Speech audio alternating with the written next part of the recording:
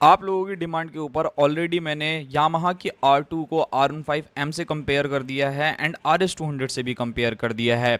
अब काफ़ी लोग मुझे कमेंट करके बोल रहे हैं कि भाई जो इस सेगमेंट की एक लीडिंग मशीन थी भाई उससे भी कंपैरिजन करके बताओ कि यहाँ पर आपको क्या क्या डिफरेंसेस देखने को मिलेंगे एंड क्या मुझे KTM की RC200 को परचेज कर लेना चाहिए या फिर यामाहा की R2 को। चलिए वीडियो को स्टार्ट करते हैं एंड क्या क्या मेजर डिफरेंसेस रहने वाले हैं उन सभी चीज़ों के बारे में बात करेंगे। इंडियन मार्केट के अंदर जब से यामाहा ने अपना ये 155 सीसी का इंजन इंट्रोड्यूस किया ना भाई लिटरली इसने तो अलग ही लेवल की हाइप बना कर रख रखी। मतलब एक 150 सीसी का इंजन एंड इंडियंस की जो हो डिमांड बढ़ती गई कि 200 सीसी में बाइक चाहिए, 200 सीसी में बाइक चाहिए एंड यामाहा ने वो चीज़ करके भी दिखा दी। लिटरली भाई अगर मैं 200 सीसी सेगमेंट के बारे में बात करता हूँ ना, जिस हिसाब से इस बाइक की पावर परफॉर्मेंस स्पेक्स के अंदर है, मे भी मुझे ऐसा लगता है कि रियल लाइफ में भी ये बाइक जो हो कुछ वैसा ही परफॉर्म करने वाली है। इस चीज़ के ऊपर आपकी क्या थॉट्स है वो आप मुझे कमेंट बॉक्स में बताइएगा। बाकी ये सारी चीज़ें छोड़ते हैं, डायरेक्ट जो है इन दोनों ही बाइक्स को आमने सामने जो हो वो कंपेयर करते हैं कि किसके अंदर आपको ज़्यादा पावर मिलता है, किस में आपको ज़्यादा फीचर्स देखने को मिलते हैं, उन सभी चीज़ों के बारे में। सबसे पहली चीज़ के बारे में बात करते हैं KTM की RC200 के लुक्स एंड डिज़ाइन। इससे पहले जनरेशन की जो लुक्स एंड डिज़ाइन आया करती है, लुक्स एंड डिज़ाइन देखते हो तो यहाँ पर काफ़ी लोगों को जो है ना ये लुक्स उतनी पसंद नहीं है जो आज की जनरेशन में आती है। यानी जो इससे पहले आया करती थी 2 प्रोजेक्टर लाइट के साथ, मतलब स्टिल लोग भाई आज भी उस बाइक का इंतजार करते हैं कि वैसे ही लुक्स हमें दे दो भाई, हमें तो KTM जो हो वो काफ़ी पसंद है।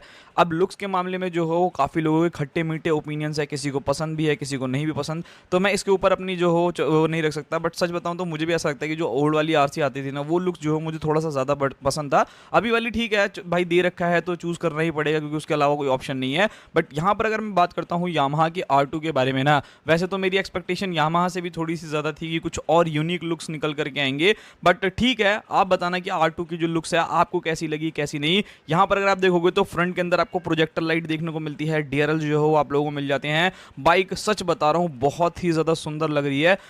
ब्लैक कलर हो गया, व्हाइट कलर हो गया, इन सारे के सारे कॉम्बिनेशन को देखोगे तो बहुत ज़्यादा बढ़िया लग रही है।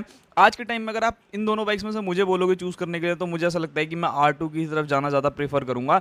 मतलब लुक्स थोड़ी सी ज़्यादा अच्छी मेरे को लगी है RC के कंपैरिजन में। मतलब पता नहीं KTM भाई क्या कर रहा है क्या नहीं कर रहा है, वो तो KTM वाले ही जाने। खैर ये सारी चीज़ें छोड़ते हैं, अब बात करते हैं इंजन के बारे में। KTM एक ऐसा ब्रांड है जो कि अपनी बाइक्स के अंदर भाई ज़बरदस्त पावर परफॉर्मेंस जो हो भर भर के देता है एंड ये कोई आज की बात नहीं है। यहाँ पर अगर आप KTM RC200 को देखोगे तो इसके अंदर भी आपको 200 सीसी का काफ़ी पावरफुल इंजन मिलता है, यानी 199 सीसी का single cylinder liquid cooled F5 BS6 complaint engine जो ऑलमोस्ट 24.6 bhp का maximum power 19.2 Newton metre of torque generate करता है with a 6 speed gear box. सो भाई आप समझ सकते हो कि ये पावर परफॉर्मेंस कितनी ज़्यादा ओपी है। मतलब अगर आप लोगों ने RC200 को चलाया होगा तो आप फील कर पाओगे जो ये एकदम से इनिशियल फेंकती है ना वो लिटरली अमेजिंग है। बट भाई यामाहा ने मुझे लगता है कि इस बाइक को अपने लिस्ट में ज़रूर रखा था कि भाई यहाँ पर जो पावर फिगर्स है ना उसको हमें चेंज करने ही करने हैं। यहाँ पर अगर आप यामाहा के R2 को देखोगे तो इस बाइक के अंदर आपको लगभग 204 सीसी का single cylinder liquid cooled F5 BS6 complaint engine मिलता है जो ऑलमोस्ट 26.5 bhp का मैक्सिमम पावर जनरेट करता है, यानी लगभग 2 bhp ज़्यादा जो कि आपकी RC200 के अंदर आती है। सो भाई पावर के मामले में तो यामाहा ने जो हो किल कर दिया है। वहीं अगर मैं टॉर्क के बारे में बात करूँ तो 19.2 न्यूटन मीटर ऑफ टॉर्क जो है वो आप लोगों को यामाहा की इस बाइक के अंदर मिलेगा। अब यहाँ पर अगर आप टॉर्क में डिफरेंस देखोगे तो सिर्फ और सिर्फ 0.1 है एंड मुझे लगता है कि ये इतना रियल लाइफ में फर्क नहीं डालेगा। बट जब आप लोग इन दोनों ही बाइक्स के वेट रेशियो के बारे में बात करोगे ना तो वहां पर यामाहा ने पूरा का पूरा गेम ही चेंज कर दिया है। अच्छा ये सारी चीजें तो मैंने आपको बता दी। अब यहाँ पर आप लोगों के लिए भी कंफ्यूजन बना होगा कि यार पावर के मामले में किसके पास जाएं। बट भाई मेरे को ऐसा लगता है कि पावर के मामले में हो सकता है कि RC अभी भी थोड़ी सी फास्ट हो। मुझको ऐसा लगता है कि भाई हो सकता है कि अब जो है गेम चेंज हो जाए, बिकॉज अगर 2 bhp ज्यादा मिल रहा है तो उसका कुछ ना कुछ तो डिफरेंस आप लोगों को रियल लाइफ में भी देखने को मिलेगा। सो हो सकता है कि R2 जो हो थोड़ी सी फास्ट हो। अच्छा फीचर वाइज बात करते हैं कि दोनों ही बाइक्स के अंदर आपको फीचर्स कैसे मिलते हैं। सो भाई यहाँ पर अगर मैं फीचर्स के बारे में बात करता हूँ तो KTM एक टाइम पे इतने सारे फीचर्स ऑफर करती थी ना कि मतलब भाई कोई भी ना ऐसा कंफ्यूज रहता था कि भाई ऐसे फीचर्स कैसे कोई कंपनी दे सकती है। बट आज के टाइम में अगर आप लोग देखोगे तो भाई आपको तो 125 सीसी के अंदर भी इतने फीचर्स मिलते हैं ना, लिटरली काफ़ी कमाल है। वैसे तो RC काफ़ी हद तक काफ़ी अच्छे फीचर प्रोवाइड करती है, लाइक ऑल LED सेटअप आपको बाइक में मिल जाता है, TFT डिस्प्ले हो गया जो कि प्रॉपर TFT है, slipper clutch, dual channel ABS, hazard light, gear indicator and basic जितने भी फीचर्स होते हैं लाइक आप लोगों को स्विचेबल ABS एंड बाकी सारी चीज़ें चाहिए वो सब मिलता है। बट यामाहा ने यहाँ पे भी गेम चेंज कर दिया है भाई, एंड ये सिर्फ RC के लिए नहीं बोल रहा हूँ भाई, ये एक ऐसी थ्रेट है ना जो RS200 के लिए भी है एंड करिश्मा के लिए भी है, एंड और भी कुछ कंपटीशन है जिसके लिए होगी। यहाँ पर अगर मैं फीचर्स वाइज बात करता हूँ तो मैं टॉप वेरिएंट के बारे में बात कर रहा हूँ, जिसके अंदर आपको सारे फीचर्स मिलेंगे, like all LED setup, 5 inch की TFT डिस्प्ले, राइडिंग मोड जिसके अंदर आप लोगों को रेन मोड मिल जाएगा, स्पोर्ट्स मोड मिल जाएगा, रोड मोड मिल जाएगा, क्विक शिफ्टर भी है, ट्रैक्शन कंट्रोल भी है, एंड ट्रैक्शन कंट्रोल का आप अपने हिसाब से भी जो हो वो एडजस्ट कर सकते हो, कितना चाहिए कितना नहीं चाहिए। इवन स्मार्ट की का भी ऑप्शन जो है वो आप लोगों को इस बाइक के अंदर देखने को मिलने वाला है। This is just amazing. Adjustable liver, slipper clutch, hazard light, switch gear, and उसी के साथ आपको मोड बटन जो है वो अलग से मिलता है। सो आप समझ सकते हो कि अगर आप बहुत ज़्यादा एडवांस जाना चाहते हो फीचर्स के मामले में, सो R2 इज इंप्रेसिव भाई, मतलब ये कहीं से कहीं तक आपको कोई शिकायत नहीं देने वाली। Now tyres, braking and suspension के बारे में बात करते हैं। ये एक ऐसी जगह है जहां पर हो सकता है कि जहां पर आपके R2 जो हो वो कहीं ना कहीं हार जाए।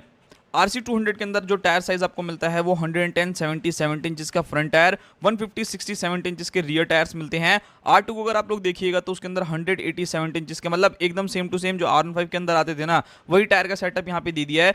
टायर्स के बारे में बात की जाए तो RC का कोई जवाब नहीं है भाई, बहुत अच्छे टायर्स हैं। ऐसा नहीं कह रहा हूँ कि R2 के टायर बेकार हैं, बट आपको जो हो अपग्रेड कराने की जरूरत पड़ सकती है कुछ टाइम बाद, इस चीज का ध्यान रखिएगा। बाकी ब्रेकिंग के बारे में बात की जाए, 320 mm की फ्रंट डिस्क, 230 mm की रियर डिस्क, बट वहीं अगर आप R2 को देखोगे तो 282 mm की फ्रंट में डिस्क है, 220 mm की जो हो रियर डिस्क है। ब्रेकिंग के मामले में तो एनी टाइम एनी डे भाई, मुझे लगता नहीं है कि KTM से अच्छी ब्रेकिंग देगा। मैं एग्री करता हूँ R2 के अंदर 4 पिस्टन कैलिपर है, बट इसकी डिस्क बहुत ज़्यादा छोटी है, मतलब 300 mm भी पूरी नहीं है, एंड यहाँ पर आपको 320 mm मिल रही है, तो ब्रेकिंग का रिस्पॉन्स बहुत अलग है। सस्पेंशन भी देखोगे तो यहाँ पर आपको 43 mm की USD सस्पेंशन एंड मोनोशॉक मिलते हैं, बट R15 के अंदर जाओगे तो आई थिंक 41 mm या 37 mm के आसपास में जो हो सस्पेंशन सेटअप मिलता है, तो इस चीज का जरूर ध्यान में रखना। अब बात करते हैं मेजर चीज के बारे में, डायमेंशन, बिकॉज यहाँ पे काफी चीजें चेंज होती हैं। RC200 के अंदर आपको 835 mm की सीट हाइट मिलती है। शॉर्ट राइडर के लिए जो हो थोड़ा सा कॉम्प्लिकेटेड होता है, बिकॉज उसके पैर जो हो नहीं पहुंचेंगे। 160 किलो का इस बाइक का वेट है, एंड ग्राउंड क्लियरेंस भी थोड़ी सी कम है, 158 mm, तो हो सकता है कभी कभार जो है ये ब्रेकर्स पे लगे।